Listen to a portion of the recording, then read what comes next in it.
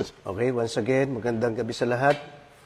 At yung mga kapatid natin na sumusubaybay sa ating live on Facebook, magandang gabi po. Una po sa lahat, salamat sa Lord dahil sa kabila ng kabisihan, iba't ibang appointment at ginagawa namin, naisingit namin kaninang hapon yung ating evangelism, yung ating soul winning. At patuloy nating ipanalangin na ang Panginoon magligtas ng maraming buhay sa pamamagitan ng evangelism natin. Actually, sa evangelism, hindi natin kaagad makikita yung bunga. Ayan, pero hopeful tayo na hindi mawawala ng kabuluhan yung ating pagpapagal. Amen? So, nakapag-distribute pa rin kami ng tracts kanina. So, this time, ang pag-usapan natin itong Matthew chapter 6, 25 onward, at gusto ko siyang i-relate doon sa mensahe natin kagabi. Kasi medyo nakulangan ako doon sa paliwanag ko kagabi at saka nakita ko, related sila. Pero maganda, basahin ko muna, Matthew chapter 6, 25. Kaya't sinasabi ko sa inyo, huwag kayong mabalisa tungkol sa inyong kakainin at sa inyong iinumin upang kayo'y mabuhay o kaya'y tungkol sa susuotin ng inyong katawan. Hindi ba't ang buhay ay higit na mahalaga kaysa pagkain at ang katawan kaysa damit? Masdan ninyo ang mga ibon, hindi sila nagtatanim, ni umaani man o kaya'y nagtitipon sa kamalig. Ngunit pinapakain sila ng inyong ama na nasa langit. Hindi ba't higit kayong mahalaga kaysa sa mga ibon? Ayon. Siguro bago natin tuloy, doon lang muna, hindi ba't mas mahalaga kayo kaysa sa mga ibon? So, una sa lahat, nagbibigay ang Panginoon sa atin ng assurance. Actually, parang comparative ito. Sabi ng Panginoong Yesus, yung mga ibon nga hindi sila nagtatanim, hindi sila umaani, pero hindi sila pinababayaan ng Ama na nasa langit. Hindi ba't mas mahalaga kayo kaysa sa ibon? Actually, hindi lang mas mahalaga, kundi incomparable tayo. Ayun, incomparable tayo sa mga ibon. Bakit? Ang mga ibon, lumitaw sa mundo, nilikha ng Diyos yan, sa pamamagitan lang ng salita. Halimbawa, magkaroon ng ibon, nagkaroon nga ng ibon. Tama? Samantalang tayo mga tao, nilikha tayo ayon sa wangis ng Diyos.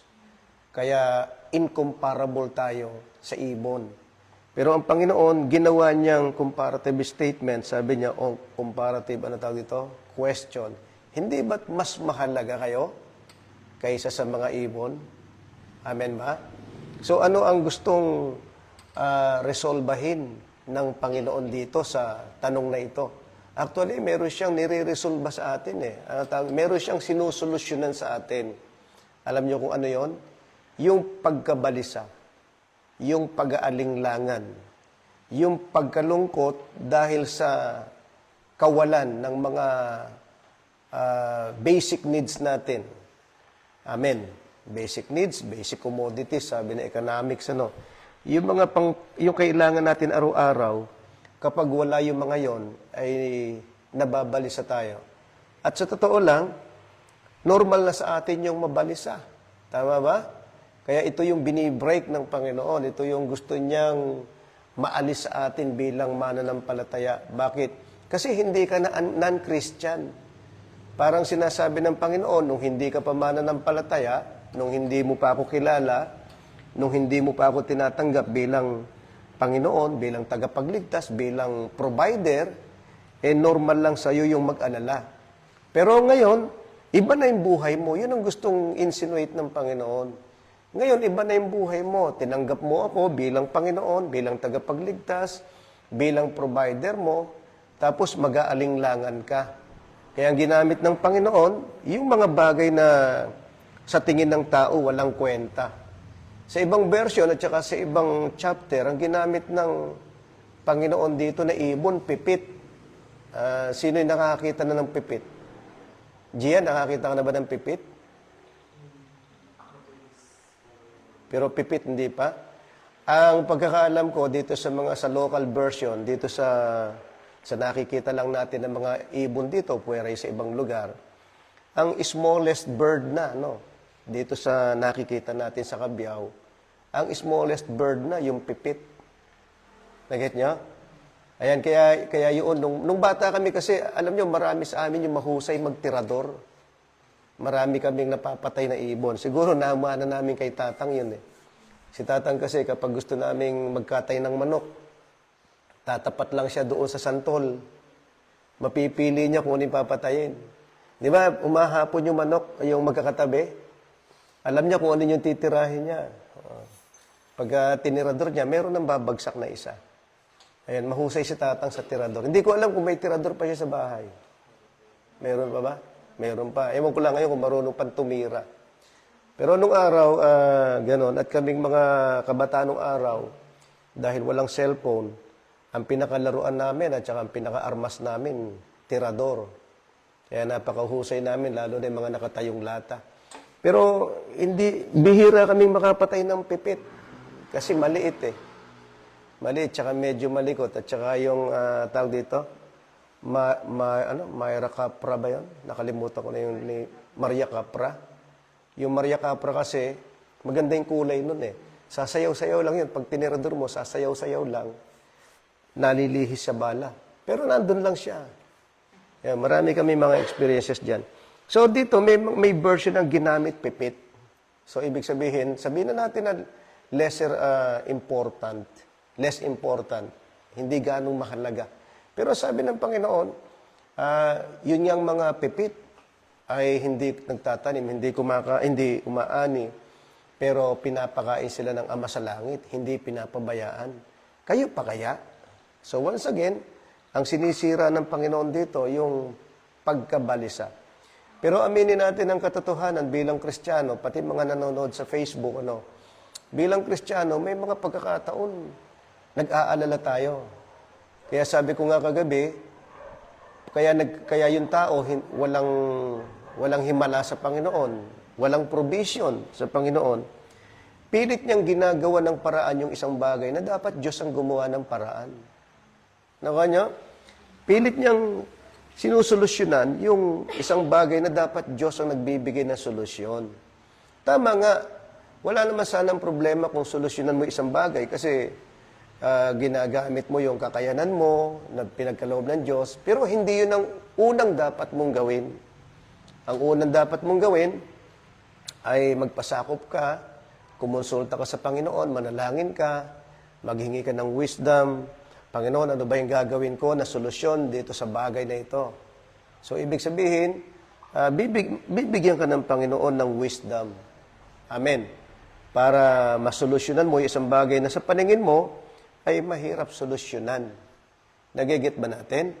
So, dito gusto kong i-relate yung message kagabi. Kasi sabi nitong binasa natin sa verse 25, kaya't sinasabi ko sa inyo, huwag kayong mabalisa tungkol sa inyong kakainin at inyong iinumin, at saka yung dadamitin. Huwag daw tayong mabalisa. Ang tanong, bakit kaya? Di ba? Bakit kaya na sinasabi ng Panginoon, huwag kayong mabalisa? Sabi ko nga sa inyo, sa mga non-Christian, normal yung mabalisa, at sa mga Kristiyano, dapat hindi na normal yung mabalisa, pero nababalisa pa tayo. So kagabi, ang pinag-aralan namin, magda-divert na ako ng konti para magkaroon tayo ng idea kung bakit yung Panginoon, sabihin na natin bilang tao, kasi nagkatawan tao siya. Bilang tao, malakas ang loob niya na sabihin sa iyo, kahit sa gitna ng kagutuman, sasabihin niya sa iyo, huwag kang mabalisa. Kapag sinisikmura ka na, mababalisa ka eh. Amen? Pero sabi pa rin ng Panginoon, huwag kang mabalisa. Ano ba yung batayan niya? Kagabi, pinag-aralan niya namin yung si Pedro. Si Pedro at saka yung ibang mga kasama niya na mangingisda. Dalawang bangka sila na humayo sa gitna ng lawa para manghuli ng isda sa hating gabi. Amen? So, pinaliwanag ko na ito kagabi, kung bakit gabi, Hindi ko na palalawigin, pero ganito lang kasimple, lahat halos ng mangingisda, nangingisda yan tuwing oras ng gabi. Bihira yung araw. Kaya kagabi, pinaliwanag ko rin may nahuhuling isda na pang-araw, pero iba yung quality ng mga isda kung mahuhuli sa gabi. Amen ba? So, ipinaliwanag ko rin kagabi, dahil ako anak ng mangingisda at si tatang ay mangingisda, bilang mangingisda, naintindihan namin si Pedro. Si Pedro kasi kung ikakategorize natin yung abilidad niya, mas magaling siguro kay tatang. Kasi mulat-mula Yun lang yung kanyang kabuhayan. Si tatang naman, hindi naman yun lang Di ba? Si tatang nagsasaka yan, tapos nung araw nag-aahente yan, kahit papaano nag-construction din yan. Pero si Pedro talagang purong-puro na mangingisda siya. Ibig sabihin, kung siya ay pumalaot ng gabi, mas alam niya na sa gabi nahuhuli isda. Nasusundan ninyo? Ang problema, ito na yung eksena, nung kinaumagahan, wala silang huli kahit isa. Yung dalawang bangka ay nakagarahe na sa gilid ng lawa at sila Pedro, kasama yung kasamahan niya, naglilinis na ng lambat. Ibig sabihin, tanggap na nila na walang huli, tanggap na nila na walang kita, kaya nililinis na nila lambat. So, nasasakyan nyo ba? So, ganun yung eksena. Pero dumating nga sa eksena ang Panginoon. Doon sa gilid ng lawa, nangangaral siya Dinumog siya ng maraming tao. Kaya sabi ng Panginoon, siguro dagdag na salita ito para maintindihan natin. O Pedro, kasi sabi ng kwento, wala nang tao yung bangka kasi naglilinis na nga sila ng lambat. Kaya tinawag niya si Simon. Sabi niya, Simon, yun nga ang bangka mo iatras mo pa ng konti sa tubig. Ibig sabihin, ilayo sa pangpang. Kasi doon ako sasakay para mangaral. Hindi naman ganun kadetalye, pero yun ang naintindihan natin. Para noon, pag nangangaral siya, nasa gitna siya halos ng tubig. Hindi nga naman siya madudumog ng tao. So, nasusundan ninyo. So, yun. So, sa madalit salita, sumunod si Pedro, si Simon, inilayo niya yung bangka sa pangpang, sa gilid, at saka nangaral ang Panginoon. So, pagkatapos mangaral, ang sabi ng Panginoon, Pedro, laging Pedro, Simon yung mababasa niyo, baka ma-confuse kayo. Simon, ihagis mo yung lambat, pumalaot ka ng kaunti, at saka mo ihagis yung lambat. Nangatwiran si Pedro, Panginoon, magdamag nga po kaming pagod sa pangingisda, wala kaming nahuli. You get the point? So, ihinto muna natin doon, dagdagan natin. Itong idadagdag ko, wala sa eksena. Pero ito ibig sabihin, Panginoon, magdamag nga po kaming puyat na nangingisda, pagod pa kami, wala kaming nahuli. Ngayon pa kayang araw meron kaming mahuhuli? Naget nyo ba? Parang sinasabi ni Pedro, Panginoon, ako po ay expert fisherman. Kung wala kaming nahuli kagabi, mas malabo kaming makahuli ngayong araw. Kasi bilang mangingisda, alam ko yung galaw ng tubig. Talagang wala, Panginoon. Pero huminto siya doon, idinugtong ni Pedro ganito. Pero dahil sinabi mo, ihahagis namin yung lambat. Naget nyo? Kasi sabi ng Panginoon, pumalaot kayo ng konti, tsaka nyo ihagis yung lambat. So, ibig sabihin, hindi na nagtiwala si Pedro doon sa normal na unawa, normal na alam, normal na kakayanan, normal na nakikita sa kilos ng kalikasan. Bagkus, nagtiwala na siya kung ano yung sinabi ng Panginoon. You get the point? So, sa madalit salita, si Pedro, inihagis yung lambat na puno ng isda. Kaya tinawag pa yung mga kasamahan pa nila para lagyan uli yung isang bangka. Naging 2 bangkang puno ng isda. Yung sinasakyan nilang bangka. Ano ang lesson dito? Ang lesson dito, kahit sinasabi ng kalikasan, walang isda, kapag sinabi ng Panginoong may isda, mananaig may isda. Amen? Kapag sinabi ng kalikasan, walang solusyon, at pagkatapos sinabi ng Panginoon, may solusyon, may solusyon. Naget nyo ba? Kapag sinasabi ng mga tao, expert ako, na mangingisda, pero sinabi ng Panginoon, mas expert ako, pakikinggan natin yung Panginoon. Naintindihan ba natin? So, ito yung dahilan Kung bakit sinasabi niya sa Mateo 6, huwag kayong mabalisa. May katwiran at may karapatan tayong mabalisa kung hindi pa natin kilala ang Panginoong Yesus. Kasi, hala ka pang kasangga. Pero ngayong kilala mo na, tinanggap mo na, Panginoon mo na siya, provider mo na siya, wala ka ng katwiran para mabalisa. Bakit? Kasi may kasangga ka na. Kasi may provider ka na. At binigyan tayo ng assurance ng ating Panginoon. Sabi ng Panginoon, yun ngang ibon wala namang kwenta talaga yan kumpara sa'yo. Yung ibon nga, kahit patayin mo ng doble-doble, kahit nga pumatay ka ng maraming ibon, baliwala lang kasi ibon lang yan Gaya kami nung bata kami, tinitirador namin, kaya alam namin yung itsura ng maya, ng pipit, ng bato-bato, ng maraming mga pangalan yan. Di ba? May kwago pa, di ba? May maganyan pa. Lahat na yan halos nahuli namin Yung tikling, yung uwis, yung uwak, lahat na yan nahuli namin. Ano pa? Yung,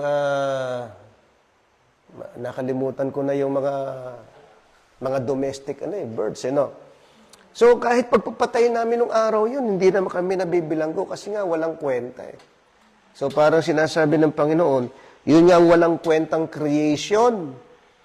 Nagbibigay ang Ama ng provision, kayo pa kayang nilikha ayon sa aming wangis. At kayo ay mga anak ko na. Kayo pa kaya ang hindi ko ipapriority. Amen? So, ano ngayon? Dito tayo conclusion natin. Anong dahilan bakit nababalisa pa tayo? Actually, sinungaling tayo kung sasabihin natin hindi na. Tama ba? Ano ang dahilan bakit nababalisa pa tayo?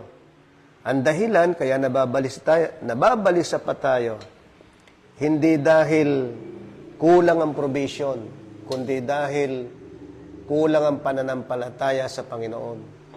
At ang mas malinaw, maaring hindi kulang sa pananampalataya. Kulang tayo ng pakikipagrelasyon sa Panginoon. Tama ba? Kasi ang pananampalataya nadidevelop kung maayos ang ating relasyon sa Panginoon. At ang pananampalataya nadidevelop kung nakakapakinig ka ng salita ng Diyos. Ito pa yung second assurance, di ba? Romans 10:17, yung pananampalataya, bunga ng pakikinig. Kahit Kristiyano ka, kailangan mong makinig para yung pananampalataya mo maging dapat at saka maging sakdal sa Panginoon. Amen ba? So, i-develop natin, i-practice natin yung Christian attitude na no more kabalisahan. No more worry in the name of Jesus. Amen ba? Sige, manalangin tayo. Tayong lahat tumayo. Manalangin tayo. Sa ating kinatatayuan, magkaroon tayo ng meditative prayer na kung saan isipin natin kung ano ba yung mga bagay na pinroblema mo, ano ba yung bagay na ikinalamig ng pananampalataya mo, ano ba yung bagay na ikinatamlay mo sa relasyon mo sa Panginoon, ano ba yung bagay bakit hindi ka excited na makipag-devotion sa Panginoon. Ano ba yung dahilan bakit wala na yung init ng relasyon mo sa Panginoon? Ito kasing mga bagay na ito yung mga dahilan kung bakit dumarating sa ating buhay yung kabalisahan, yung pag-aalinlangan. Yung nagkakaroon tayo ng guilty feeling na siguro hindi ako pakikinggan ng Panginoon kasi nagkulang ako. Siguro hindi ako pakikinggan ng Panginoon kasi nagkasala ako. Itong mga bagay na ito ang pilit na naglalayo sa atin mula sa Panginoon.